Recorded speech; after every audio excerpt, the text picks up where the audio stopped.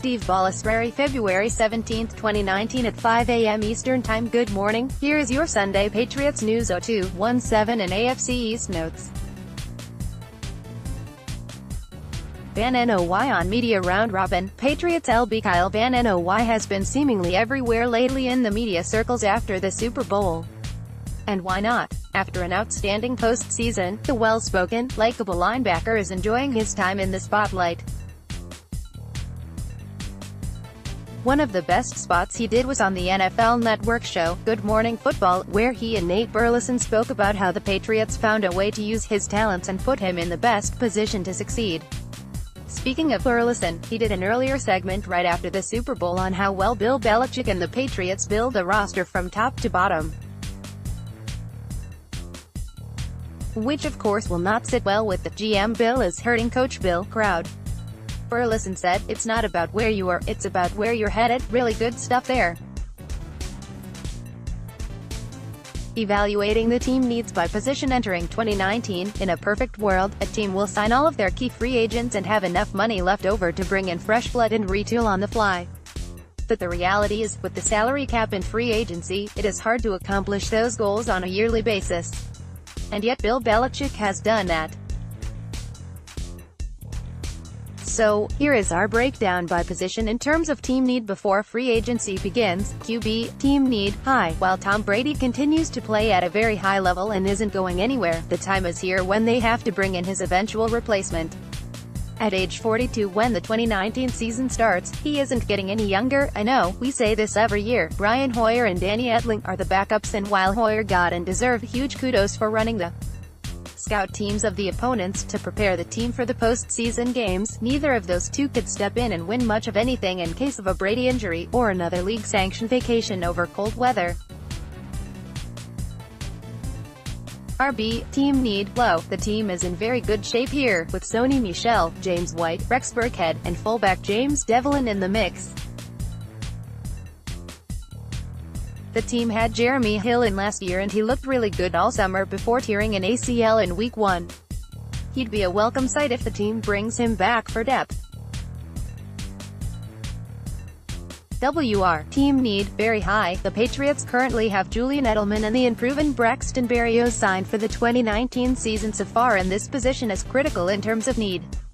Josh Gordon is a restricted free agent, but the team can't be reliant on him getting back to the team anytime soon. Chris Hogan, Cordero Patterson, and Philip Dorsett are all free agents.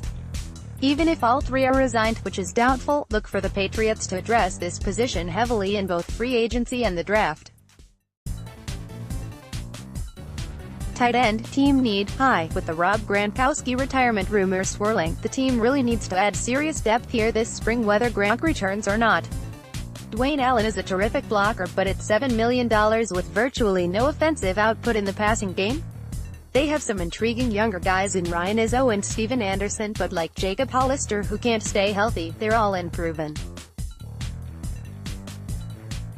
The team needs to address this position in either free agency or the draft. Offensive line, team need, low, medium. The Patriots' offensive line is stacked in the interior with three excellent starters, David Andrews, Shaq Mason, and Joe Thuney, and depth behind them. RT Marcus Cannon returns while LT Trent Brown and swing tackle Adrian Waddle are free agents. Brown bolts in free agency. Top 2018 draft pick Isaiah Wynn is waiting in the wings, which would go a long way in replacing Brown, who never played LT until last year. Waddle's status is probably dependent on Brown's. If he walks, then they'll probably want to sign him to be the swing tackle again. If both decide to bolt for greener pastures, then the need goes up. Defensive end, edge, team need, high. The top free agent for the team is Trey Flowers. He's also the best front seven player on the defense. If they can't ink him to a new deal before free agency, they hopefully have an agreement with him to let him find a deal and give the team a chance to match, like what they did with Donta Hightower. Behind Flowers is Dietrich Wise Jr., Adrian Claiborne, Keonta Davis, Derek Rivers, and Ufomba Kamalu. Which adds up to a lot of depth, but not a lot of proven play-making ability there. Signing Flowers is paramount first. If they don't do that, then they'll need to sign a free agent as well as address this in the spring. Defensive tackle, team need, very high. Both Danny Shelton and Malcolm Brown are free agents. Both played well in the playoffs, and having those big bodies that can stuff the run was a key reason the defense was so good in the final 5 games, 2 regular season, 3 playoff. And why it is critical to address this need this spring. Lawrence Guy and Adam Butler return, but the team needs to decide if either Brown or Shelton returns and then address this position in both the draft and free agency. Linebacker, team need, low. My, what a difference a few months makes.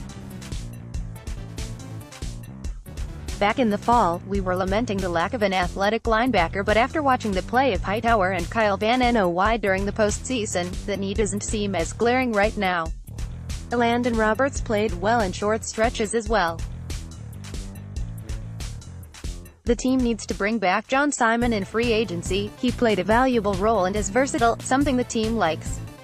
Christian Sam spent the season on IR with the Foxborough flu and is that athletic guy. Secondary, team need, low. The Patriots are young and deep at cornerback. Stephon Gilmore is outstanding, and behind him is J.C. Jackson, Keon Crossan, and Duke Dawson, all young players. Jason McCourty gave the team a solid veteran presence and may return. Jonathan Jones is a restricted free agent. At safety, Pat Chung, Devin McCourty, and Daron Harmon are all under contract, but McCourty was flirting with retirement. He and Chung are 32, so their replacements, while not imminent this year, need to be addressed at some point in the future. The team signed Obi Melifonwu, who is a physical freak, and the feeling is here that the Patriots will find some way to utilize his physical skills. Special teams, team need, very high. The Pats have both kickers entering free agency. Steven Gostkowski has been with the team since 2006 when Adam Vinatieri left. Ryan Allen has been outstanding with his directional punting. Resigning them is critical. Matthew Slater, Nate Ebner, Brandon King, and Joe Cardona all return. 2 other special teamers that need to be resigned are Albert McClellan and Ramon Humber. With free agency getting ready to heat up, the Patriots have a slew of free agents that they'll ultimately have to make a decision on whether or not to try to resign. But barring that for a minute, here's a list of guys we'd really like to see the Patriots make a stab at bringing in this spring. Wide receivers, there are a couple of names to keep an eye on this spring. First among them is Adam Humphries from the Bucs. Humphries has been a favorite of nearly everyone in the New England area because one look at his game and you can see Patriots written in all over it. Just 26, Humphries had career highs in receptions, 76 yards, 816, and touchdowns, 5. He shows fantastic quickness off the line and moving horizontally, and is very difficult to stop when running those routes underneath coverage and shallow crosses. He has the excellent ability to find holes in zone coverage. He'd seamlessly fit into the Danny Amendola role here in New England from day one. Tyrell Williams from the Chargers, in our opinion, would be a great fit for the Patriots offense. Williams has great size, 6'4", 210, and has very good speed to go along with it. He's been used as a deep threat in the Chargers offense, but the feeling here is that he could do much more than that with the Patriots and would offer that big body red zone target as well as a player that opponents would have to respect deep. Golden Tate has long been rumored as someone the Patriots have coveted, but his recent comments make it seem like he is wanting to stay in Philly, although he had very limited chemistry with Nick Foles and none with Carson Wentz. Defensive ends, while we'd rather have Trey Flowers return in 2019, there isn't a guarantee that happens. One sleeper to keep an eye on is Arizona Cardinal Marcus Golden. In 2016, Golden had 12.5 sacks, with 4 forced fumbles, but an ACL tear in 2017 set him back. While not completely healthy in 2018, his numbers dipped to just 30 tackles and 2.5 sacks. Golden may be available for a one-year prove-it-type deal with the option to play for a winner and the potential to increase his net worth. He seems too expendable in Arizona, with the Cards signing former Falcon Brooks Reed. Others such as Brandon Graham, Jadeveon Clowney, Frank Clark et al. Will likely be too expensive for the Patriots, but we'll have to see how the market plays out. One other player who can play the edge or in the interior depending on the alignment is Henry Anderson of the Jets. One name to watch is tight end Jesse James of the Steelers. Known primarily for the catch that wasn't, he's second on the depth chart behind Vance McDonald and had modest season with 30 catches for 423 yards and a pair of scores. However, playing on a team the past 3 years with Antonio Brown, Juju Smith-Schuster, Le'Veon Bell and James Conner, it doesn't mean he's not a viable receiver. James is a very good blocker who was credited in 2018 without missing one according to Sports Info Solution. In describing James, The Athletic's Mark Kaboly tweeted, "A 100% no-nonsense, hard-working, drama-free tough guy who refuses to miss practice and is an all-around great human. You win with a locker room full of those guys." After describing the Steelers as the Kardashians last season, perhaps James is looking for a fresh start elsewhere. Gronk not a first-ballot hofer, according to voters. Certain things occasionally will slip through the cracks when given the sheer volume of information that goes through the Patriots timeline every day. And then there's what transpired this week. Karen Guregian of the Boston Herald wrote a piece that jumped off the page when she spoke with 5 different voting members of the Pro Football Hall of Fame, there are 48, about Rob Gronkowski. And the question she posed was, if Gronkowski retired today would be a first-ballot Hall of Famer? The short answer from the voters was no.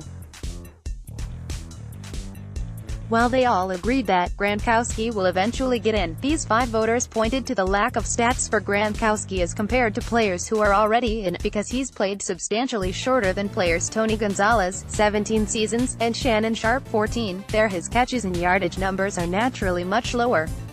Mike Chappell from Fox 59 in Indianapolis had this to say, "Everybody wants guys to be first-ballot guys. And they make it sound like they are no-brainers. The issue with him will be the brevity of his career," he said. "If someone said first ballot, I'd say let's pump the brakes. But then when you look at the body of work when he played at the position, you want difference makers." John McClain, who covers the NFL in Houston, however, isn't buying this argument at all. "I've been watching football since 1960. When you think about the combination of size, the speed he had at that size, and being an underrated blocker, and being able to line up at so many different spots, his career average is over 15 yards per catch. I'll say this, when Gronk is eligible, I'll vote for him. To me, he's a no-brainer if he never plays another play." Guregian's entire piece can be referenced here. We'll leave it with this: in his era, nobody has come close to being the most overall dominant tight end in the past decade that Gronkowski has. That's the true sign of a Hoff-worthy player. And he's been at his best in the playoffs while competing against the best in the league. Gronkowski has competed in 16 playoff games. We won't bother with the Texans game where he broke his arm or the SB where he was on one leg, and his numbers were this: Gronkowski 16 games, 81 receptions, 1,163 yards, 12 touchdowns. Looking at the career records of Jason Witten, Antonio Gates, Dallas Clark, and Tony Gonzalez, they played a total of 39 playoff games and totaled 11 combined touchdowns in the postseason. Isn't that the definition of a difference maker? Eastbound and down AFC East Notes, Bills released Charles Clay. The Buffalo Bills have released tight end Charles Clay. He had 1 year remaining on the 5-year contract he signed before the 2015 NFL season. Bills will save an estimated $4.5 million on their salary cap, where Clay would have counted over $9 million against the cap in 2019. Playing with a rookie QB, Clay had a down year in 2018, catching only 21 passes for 184 yards. The handwriting was on the wall when Clay was a healthy scratch for the Week 16 loss in New England. Now the Bills will be revamping the position and trying to get second-year player Jason Kroom more involved with the offense. Kroom had just 16 receptions as a rookie in 2018. The Bills will definitely be looking to add more depth this spring. O'Shea, Dolphins to bring Patriots-like approach to game planning. The Miami Dolphins have a totally revamped coaching staff, but a lot of them come from New England and they are planning on bringing a Patriot-esque view of how they approach to game planning and coaching. New offensive coordinator Chad O'Shea spent 18 years in the Patriots system, and when speaking to the Dolphins media, he stated that the coaching staff will adjust to the skill set of the players and not the other way around. From the MiamiDolphins.com, he had this to say: "I think that you have a foundation and some core beliefs that you have offensively, but I think the key is to do what your players do well. It's our job as a coaching staff to identify what are the skill sets of the players and how can we utilize those skill sets to be a productive offense. That's why we don't talk about specific scheme. We talk about being multiple. We talk about being able to adjust. That's a word that definitely is an important part of our offense, is the ability for the coaches to adjust in the way we think as far as our scheme, and our players to be able to adjust and might be able to adjust weekly depending on what we need to do to win the game. So, the Dolphins' offense should look much different in 2019. But first, they need to decide who their QB is going to be." Jets switching to a 4-3 defense under Greg Williams. The New York Jets are expected to switch to a one-gap attacking style of defense under Greg Williams, which is the style he's always run, and the Jets are hoping for bigger and better things from their defensive leader Leonard Williams. They believe that playing Williams as a 3 technique with a defensive end on his outside shoulder. This way they hope it will free up more one-on-one matchups inside where Williams can create some mismatches. But perhaps the biggest beneficiary to Williams' system is safety Jamal Adams.